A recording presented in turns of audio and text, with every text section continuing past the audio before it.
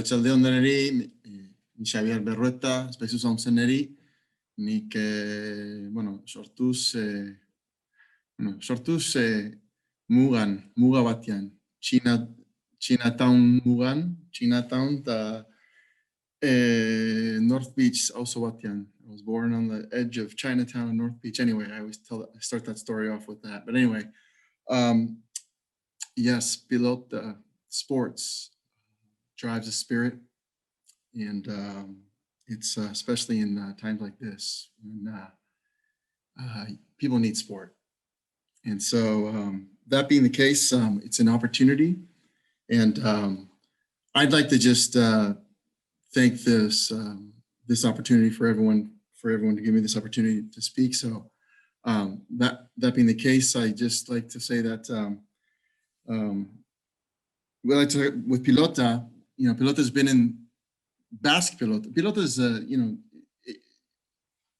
depending on who you speak with, anthropologists and what have you, it can be discussed, where it started and who, what, where, but we've been gatekeepers of it, Escuadrón Pilota for a while, and then we brought it, to the United States, in the 19th century and into the 20th. But anyway, that being the case, into the Americas and all that, and it has spread throughout the world.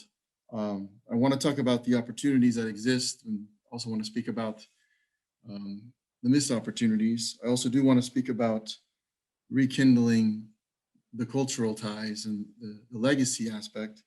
But I also want to speak again about opportunities and leaving that we have to leave our comfort zones. Other sports have taken advantage of leaving the comfort zone and coming into and taking advantage, and I'll talk about those other opportunities, and then also look into another ethnic group or group of people, the Maori Nation, which is a group of people in New Zealand, no more than 1 million people, and what they have done with sport, and how they've transcended sport and used that product to bring to the world, and that sport being rugby.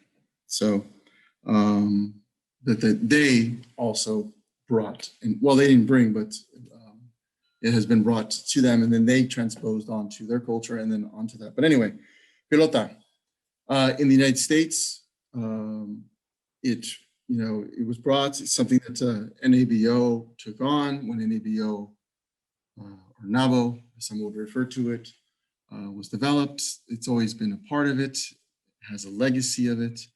There's some archive to it. It even has, if you go back to the Floridian days, 1920, Key Biscayne, but those days are gone. Those opportunities are missed. Never developed from that. The International Federation of Basque Pelota developed in 1929 in Argentina, but it never grew after that. It never really did. And why do I say that? Because here it is, it's on the cusp, but it never went any farther than that. And yes, it is in Pan American Games. And one thing that needs to be said about Basque Pelota, it has spread in the Americas, and I was in Lima, Peru, as a director of Basque Pelotas for sports, and that was a beautiful thing to see. But one sad thing about that was, here I am in Lima, Peru in 2019, and I'm going to cut it down for time reasons, but here I was there, a lot of 40 disciplines, 40 different countries, and it wasn't called American baseball. It wasn't called Canadian hockey. It wasn't called what have you, but there was one ethnicity that had one sport tied to it, and it was Basque Pelota. And yet it was, as a product that we have underdeveloped. It's an underdeveloped product that we for whatever reason, we have not developed at a world level. But here we're talking about the United States, and I just want to put that in scope. But anyway, that's something to think about, on a world aspect that needs to get cracked even more. But in the States, I think there's opportunities with pelota that still can be worked, but it needs to be worked with other sports. Those opportunities that still could be worked would be with Eddie Kirolak, with the clubs, within NABO, but quite frankly, the institutions that need to be working with also need to be the universities and emerging sports that are being developed as well in Europe, as well as rugby, for example, rugby 7 and rugby. So rugby 7, rural sports, and those sports, as well as pelota, it's going to be very difficult, but those have to be tied in with the universities in the United States, and those relationships need to be developed because, quite frankly, the Basque clubs alone and those ties are going to be very difficult, in my opinion, to continue with that as is, because we just haven't given it a focus, quite frankly. So, does the Basque country and does the diaspora in the United States want it? And I, quite frankly, don't know, because I don't see it that way, quite frankly, within the United States. But there is a glimmer of hope, and that being the Maori folks, the Maori culture, the Maori nation. Those for you don't know, within New Zealand, they are less than 1 million people. They're 700,000, and they took on rugby, and they put that into their culture, and they in turn produced it within New Zealand and incorporated the haka, their language, into their culture, and have prescribed that within New Zealand and all of what is now Polynesia, and has developed now beyond that. So I just leave it with that. I'm going to pass it on to Argia at this point because of time purposes. But I just wanted to leave it with that there are opportunities for sport, but most of them are going to have to be with interinstitutional situations at the university level. So our brand is what people say about us when we're not in the room, right? So to have a brand that is to be relevant, to be discussed in various circles, that is what I feel like is at the core of what we're talking about today. We're trying to figure out, how do we best work together to continue to be relevant in a globalizing world? How do we secure the future of the Basque American diaspora? What I hope you're hearing from Xabi and I today is that we're making the case that one way that the Basque country and our diaspora can continue to grow our brand and continue to be relevant in a global society is by leveraging our opportunities of engagement and brand recognition uniquely available through professional and youth sports. Relevance is the idea or concept that demonstrates that something is worth knowing because it fits into your current or future frame of reference. A challenge that the Basque American diaspora is facing right now is that our youth are struggling to see how being Basque fits into their current and future existence. I believe euskera, cultural, academic exchanges are essential to this effort. Nevertheless, we also need to go beyond those themes that we've been working on and that NABO focuses on as ways of engagement for our Basque diaspora to continue to grow. We need to provide new and inviting ways to connect to being Basque that also engage the broader communities and non-Basques living around us. So Dr. John Beater and I teach a course at Boise State each spring titled Sports and Values, the Basque Case. We open our course by asking the students to answer this question: what is the role of sport in your identity? For a moment, not too long because I know we're tight on time, I ask that you consider this question for yourself. Often when we take time to look at ourselves, we realize that beyond our core values, our family, our education, or our vocation, it is often through sport that we define another portion of ourselves. For many of us, this is how we connect to our parents, our friends, our community, and even our country. Whether the engagement is participatory or as a spectator, in 2019, the sports industry in the United States was valued at over $75 billion from ticket revenue, media rights, sponsorships, and merchandising. Clearly, sport is a part of many people in the US's identity, and this is a market and platform I don't think we should ignore. In 2015, in an effort to raise the funds for the Basque Studies program at Boise State and support the continued evolution of Jaialdi, a small group of Basques and non-Basque Boise community members worked together to raise over $1 million in sponsorship to bring Athletic Club Bilbao's first team, the men's team, to Boise, Idaho to play an international friendly. The event faced a number of challenges, including last-minute rescheduling due to Athletic qualifying for the Europa League. Nevertheless, the event had over 24,000 in attendance and was an impressive success for our diaspora community and from the perspective of the leadership and players within Athletic. The economic impact of the Basque Soccer Friendly 2015 was an output of over $4 million, and the cultural and educational impact of the game continued to ripple across the Basque American diaspora. For example, in the years since then, we've gotten a lot of attention. La Liga last year produced a documentary titled The Basque American Dream. It's a story that features Getxo Biscayan-born football player Andor Aguiluz, who's almost from Idaho, and it features his dream to play for Athletic.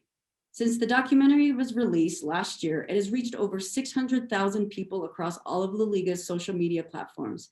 And these numbers don't take into account the viewership on global broadcasting networks. La Liga launched this documentary series called United States of La Liga to try to expand their brand in the United States. And yet, what I love is that they've been surprised to see that the Boise episode has outperformed any of their other documentaries, including one that they thought would be their hit, which features the NBA legend Steve Nash's ownership of Real Mallorca. I would argue that the reason why our episode is the most interesting is because we have a unique and charming community-focused story to share. We need to continue to leverage this story. Academically, at Boise State and beyond, the Basque Soccer Friendly has spurred multiple research studies, coursework focused on Athletic Club Bilbao, traditional and modern representations of sport, and Basque soccer-related research. One such research study in 2017 surveyed thousands of Basque American diaspora and general sports fans throughout the Western United States and found that 71.8% of respondents agreed that Athletic Club's presence in Boise and in the rest of the American diaspora was crucial to preserving Basque culture and heritage in the United States in the future. Of those who responded, over half of those strongly agreed with that statement. So what does this mean? So far, we've discussed professional soccer as a potential bridge between our lands. However, I believe we can also strategize on how to leverage other professional sports teams and athletes from the Basque Country as well.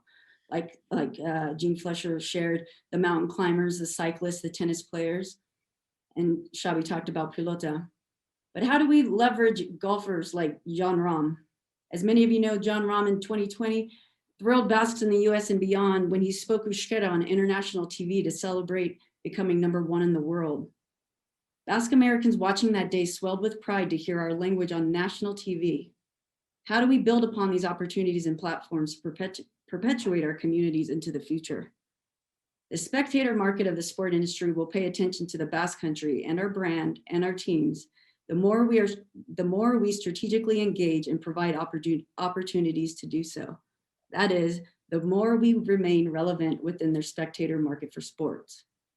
So far, the Basque Soccer Friendly and other efforts have been volunteer-driven, primarily based in concept and ideas dreamed up in the diaspora. I believe that if we work together, both in the diaspora and in the Basque Country, we can develop even better strategies that leverage all of our opportunities and our potential. Speaking of potential, the youth, our future. It is true that the relationships that were built between Boise and Bilbao to make the Basque Soccer Friendly have also been used for youth engagement over the years. For example, in 2014, 5 women from Athletic Club's first team came to Boise to lead a week-long soccer skills camp for over 300 youth. Only a handful of the soccer players that attended that camp were of Basque descent, and yet all of them left the experience with new respect and admiration for Athletic.